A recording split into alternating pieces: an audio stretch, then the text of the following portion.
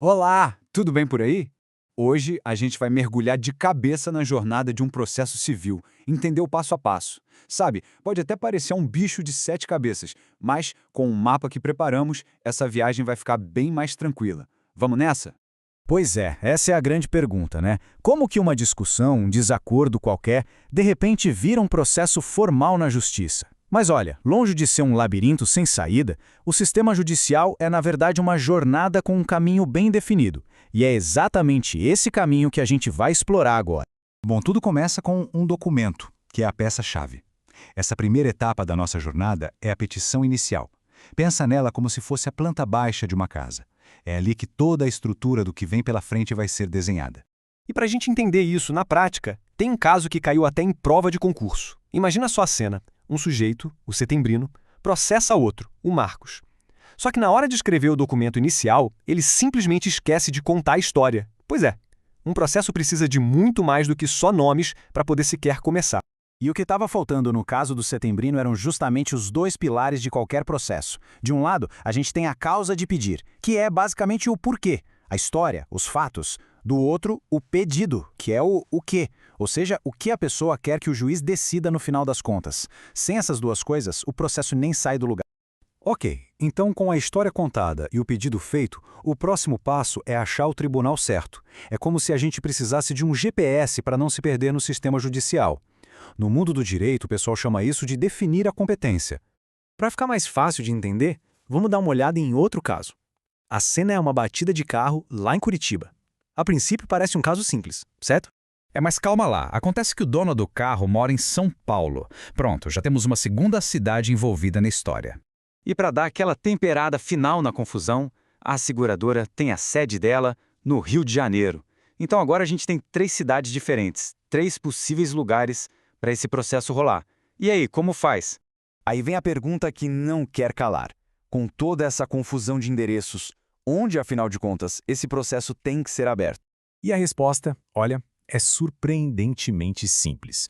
O Código de Processo Civil, para organizar essa bagunça, traz uma regra bem clara. A ação pode ser aberta no local onde o fato aconteceu, ou seja, em Curitiba. O ponto aqui é que a lei cria esses atalhos lógicos para todo mundo saber exatamente para onde ir. É a lei colocando ordem na casa. Beleza, com o processo no lugar certo, a gente precisa conhecer os personagens dessa história. E olha, assim como numa peça de teatro, às vezes o elenco pode mudar no meio do caminho. Um exemplo clássico disso é a tal da sucessão processual. O nome já dá uma boa dica, né? Alguém sucede outra pessoa. Pensa assim, se uma das partes do processo falece, os herdeiros dela podem entrar na ação para continuar aquela briga pelo direito que estava em jogo. Agora, atenção, porque isso é bem diferente de outra coisa chamada substituição processual. Nesse caso, a própria lei autoriza uma pessoa ou até uma instituição como o Ministério Público a entrar com um processo em nome próprio, mas para defender o direito de outra pessoa. É uma diferença sutil, mas que faz toda a diferença. Certo, então já temos o lugar certo, o elenco definido, agora é que o jogo começa para valer. É a hora da batalha de argumentos. E como em qualquer jogo que se preze, existem regras muito claras.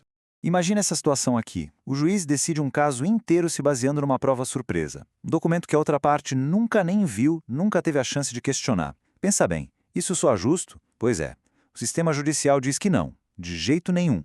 E é por isso que existe uma regra sagrada no processo, o princípio do contraditório. Pensa nele como a regra de ouro da justiça. Ele garante que ninguém pode ser pego de surpresa. Toda a prova, todo argumento tem que ser apresentado para que o outro lado possa responder. Em bom português, nada de cartas na manga. E o motivo para isso existir é bem simples, mas muito poderoso: garantir que o julgamento seja justo e transparente. O contraditório é o que faz com que o processo seja um diálogo e não um monólogo. Cada lado tem que ter a sua voz, a sua chance de apresentar a sua versão e de contestar a do outro. E assim, a nossa jornada vai chegando no seu destino final, a decisão do juiz. Mas, mesmo nesse momento, que é o auge do processo, o poder do juiz tem limites muito bem estabelecidos. Vamos conhecer o princípio da inércia. Pensa no juiz como um árbitro de futebol. Ele não sai correndo com a bola sozinho, né? Ele só age, só apita quando as partes, os jogadores, fazem alguma coisa. Ele não começa o jogo por conta própria. E o que isso quer dizer na prática? É bem fácil de entender. Se uma pessoa entra na justiça pedindo uma indenização de 10 mil, o juiz não pode, por vontade própria, decidir dar 20 mil. O pedido que foi feito lá no comecinho é o limite. São as partes que definem o tamanho do campo onde o jogo vai ser jogado. E por último, tem uma coisa chamada finalidade. No processo, as escolhas que a gente faz têm consequências. Elas são para valer. Se uma parte decide desistir da ação, por exemplo, e a outra concorda, pronto. O direito de voltar atrás e discutir aquilo de novo se perdeu. A lei chama isso de preclusão. É como se fosse o fim da linha para aquela oportunidade. E com isso, a gente fecha o nosso mapa do processo civil. O que nos deixa com uma reflexão final, né? Toda essa estrutura, com todas essas regras, caminhos e limites, será que ela serve para deixar a justiça mais organizada e acessível? Ou será que, na prática, ela acaba criando uma complexidade que afasta as pessoas comuns? Fica aí a pergunta para a gente pensar.